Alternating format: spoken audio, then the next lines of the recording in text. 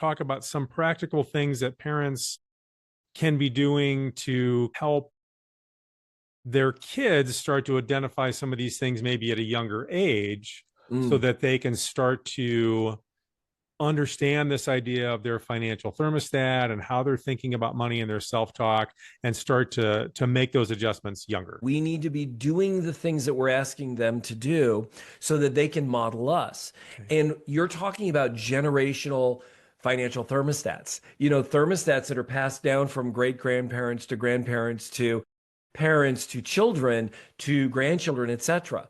And it's not until we as parents, we as grandparents, or we as adults around children start to recognize how we relate to money and what our blocks in the flow of money are, and start to clear those blocks, then we can start to teach our children about the same thing.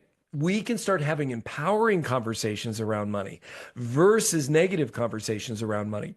So when it comes to our children, really empowering them and having the conversations around money. Don't be afraid to talk to them about money. Don't be afraid to tell them if you don't know. Let's go find out together. Let's make it a project, right? Then they're not afraid to ask about money, to inquire about money, to look at, well, how do I relate to money? Or what can money provide for me and what can it not provide for me? We want to give them those tools at a young age so they grow up in a world of, well, I'm not afraid to interact with money because I understand it and I know my place in the world and how it relates to money. I know what money can provide me and what it can't provide me.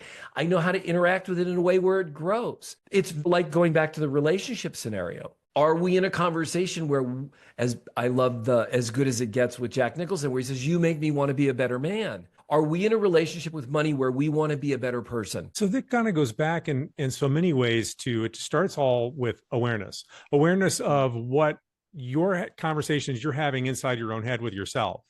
But then also, right, if you're aware of that and you're thinking about those things and you're talking to your kids about money, what it does for the parents is it allows them to become aware of how their different kids are thinking about money. You start with awareness with yourself and your own conversations, and then you're looking for those cues for what conversations your kids might be having inside their own heads. And then you can help guide them at a younger age to start to have better or more complete or a fuller understanding of their conversation. And that's how you start to help them have a more healthy relationship with money at a young age.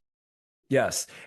Thanks for watching. If you want to check out the full conversation, you can watch full episodes of the FI for Kids podcast right here at YouTube. Just hit subscribe and you'll get new episodes in your feed every Thursday.